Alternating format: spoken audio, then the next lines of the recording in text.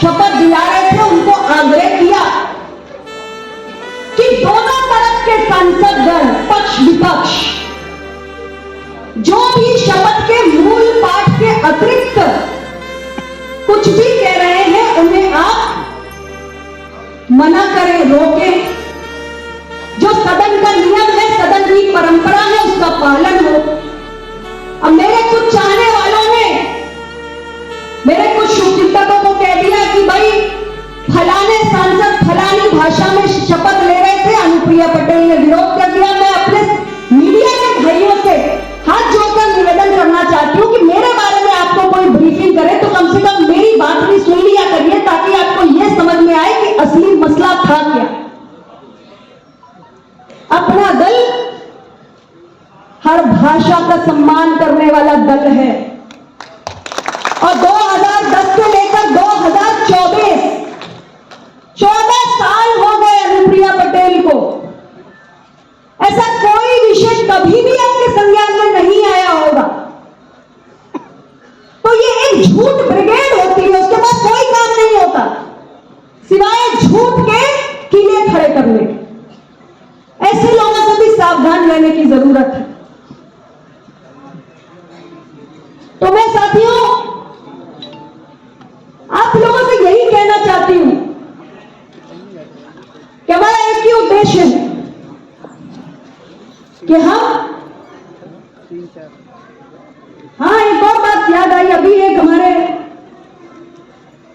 भाई हैं खुशबुद्दीन जी, एडवोकेट, महानगर अध्यक्ष वाराणसी, उन्होंने मुझे ये भारत के संविधान की प्रति भेंट की, किताब भेंट की। मैं उनको बहुत बहुत धन्यवाद देती हूँ। मुझे कुछ याद आ गया भारत का संविधान देखकर। भाई ये बताओ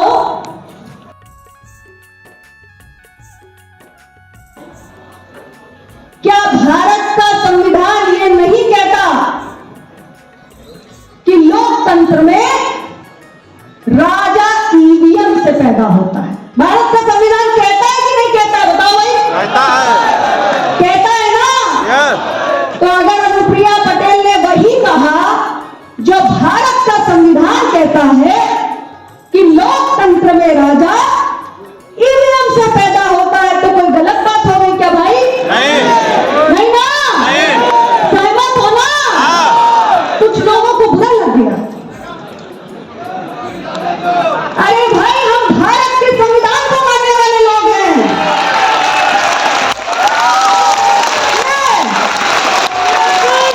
भारत का संविधान और इस संविधान की शपथ लेके अनुप्रिया पटेल सांसद है।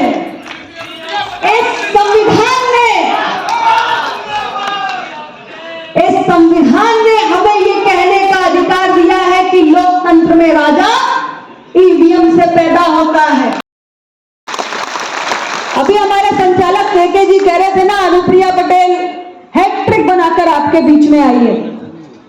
तीसरी बार की सांसद, तीसरी बार की मंत्री। ये गलत कह रहे थे, अनुप्रिया पटेल कुछ नहीं है। ये सब कमाल आप लोगों ने किया है, सब कुछ आप लोगों का करा धरा है। ये आप जिस तरीके से जमीन पर डटे रहते हैं उसके कारण 2012 में जब मैंने अपने जीवन का सबसे पहला चुनाव लड़ा था, डॉक्टर साहब हमारे बीच में नहीं थे। हमारी पार्टी को लेकर तमाम तरीके की बातें होती थी, आकलन होते थे। राजनीति का ककेरा भी नहीं पड़ा था मैंने।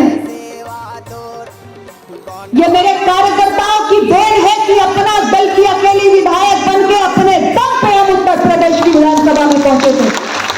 ये होती है जमीनी कार्यकर्ताओं की ताकत। और जिस हैट्रिक पर मैं गुमान करूं, अरे वो हैट्रिक भी आप लोगों की देन है। मिर्जापुर में जब मैं दूसरी बार चुनाव लड़ रही थी तो मेरे मीडिया के साथी मुझसे कहते थे, और सामान्य कार्यकर्ता भी, सामान्य जनता भी, कि मिर्जापुर में दूसरी बार। मैंने बोला अच्छा। मैंने अपने कार्यकर्ताओं को बताया, वो बोले दीदी इस भ्रम को तो हम ही तोड़ेंगे। दूसरी बार लगातार। और जब मैं तीसरी बार लड़ने गई तब भी मुझे वहां की जनता ने बोला, और वही बोला जो वहां की हकीकत थी, कुछ गलत नहीं बोला। हर व्यक्ति मुझसे कहता था हंसते हुए, चुटकी लेता था, मिर्जापुर में हैट्रिक किसी ने नहीं बनाई। मैं बोली अच्छा, मैं अपने कार्यकर्ताओं को बताती हूं जरा।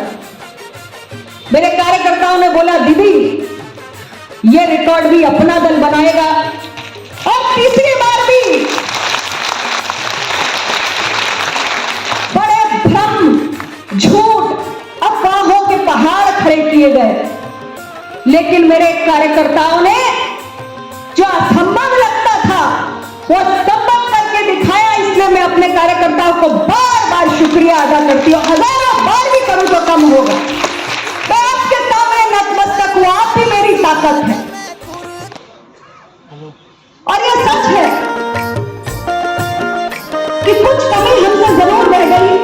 शंभू शेख बंद कियो लोहगढ़ में 33 कोट। क्या मतलब? शंभू शेख बंद कियो लोहगढ़ में 33 कोट। कंकाली माँ के दुलार चलो सगा जने दिखिया वो कोयली कछा। चलो सगा जने दिखिया वो कोयली कछा। भैया गोटवाना के मेला चलो सगा जने दिखिया वो चलो सगा जने दिखिया वो कोयली कछा। वो अफवाह, वो भ्रम जो विपक्षी खेमे ने फैलाया कि अगर मोदी जी के नेतृत्व वाली सरकार तीसरी बार बन गई तो आरक्षण और संविधान खत्म हो जाएगा। सवाल यह है कि आखिर हमारा ये विपक्षी खेमा इस भ्रम को फैलाने में हमारे वंचित वर्गों के एक तबके डराने में, भरमाने में कामयाब क्यों हुआ? कैसे हुआ? हिरासो का बाना बजाय रे हिरासो का क्यों बड़ा सवाल है इसलिए कह रही हूँ क्योंकि मोदी जी के नेतृत्व वाली सरकार ने एक नहीं द्वार चलो सगा जने दिखिया अनेकों फैसले लिए हैं वंचित वर्गों के हक में, जो इससे पहले केंद्र की किसी सरकार ने नहीं लिए। और ये बात कहूंगी के मेला चलो सगा जने दिखिया वो सगा जने दिखिया वो कोयली कछा। पिछड़ा वर्ग आयोग को संवैधानिक दर्जा दिया जाए। यूपीए की सरकार के समय में बहुत बार शोर मचाया गया, लेकिन अगर ये काम किया तो मोदी जी की सरकार ने किया। जब 200 पॉइंट रोस्टर को खत्म करके यूनिवर्सिटी में 13 पॉइंट रोस्टर की व्यवस्था को लागू करने का मसला उठा, तब भी हमारी सरकार ने समय पे हस्तक्षेप करके 200 पॉइंट रोस्टर को बहाल रखा। पथरा ढहाए सोते दबे ही रसो का। सैनिक स्कूल और नवोदय विद्यालय, मुख्यमंत्री विद्यालय में कभी भी किसी ने सरकार ने चिंता नहीं की। पिछड़ों के बच्चों को प्रवेश में आरक्षण की व्यवस्था देने की यह चिंता भी मोदी जी की सरकार ने की। ढहाए सोते दबे ही रसो का। और जब मैंने उनके समक्ष दबे ही रसो का। गूंज नीट की परीक्षा में ओबीसी आरक्षण नहीं लागू होने का विषय उठाया, मोदी जी ने इस पर भी त्वरित कार्रवाई की। दिखिया वो कोयली फिर सवाल है, इतना तमाम करने के बाद भी चलो सगा जने दिखिया वो कोयली कहीं कुछ चलो सगा बाकी रह जने गया। दिखिया वो कोयली कछा। और वो बात भी अपना करने निरंतर नहीं। बहुत सारे जो समस्याएं सवाल हमने उठाए वो हल हुए, लेकिन एक सवाल प्रधानमंत्री श्री नरेंद्र मोदी जी भी देश के प्रधानमंत्री हैं। ये संविधान जो कहता है ना ईवीएम, वो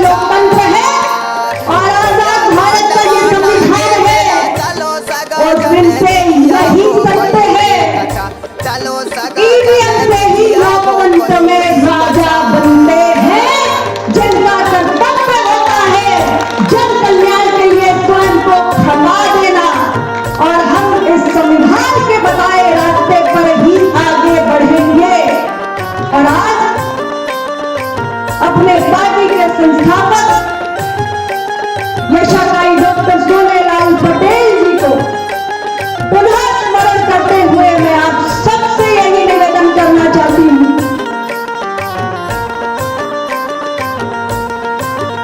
क्या आप अपनी बेटी पर के भीड़ भाड़ अपने भारी भरोसे को होया वन से हमेशा के बनाए रखिए। भीड़ भाड़ भारी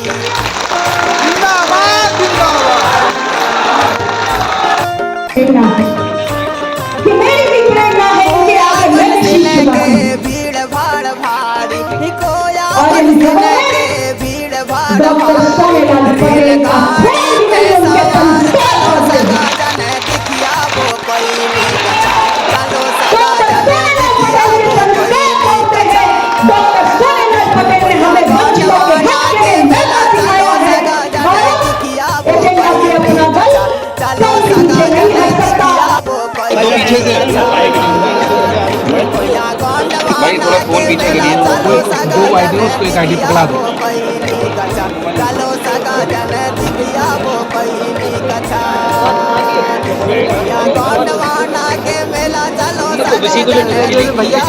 भाई क्या कर रहे हैं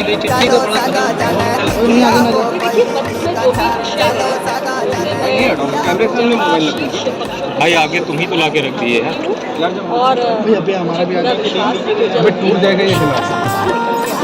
हमारे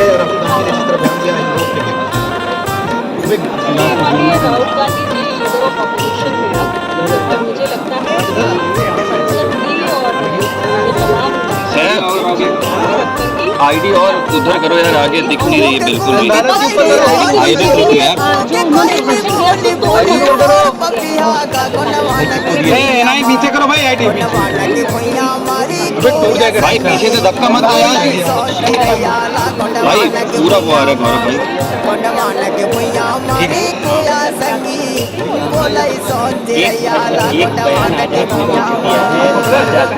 भाई कोई अक्सर देखा गया है जब इस तरीके का बयान आता है तो आपका विरोध होने लगता है, क्या कहना चाहिए कि कितना आपके बयान से आप आए? हमारी पार्टी भारत में संविधान कहता है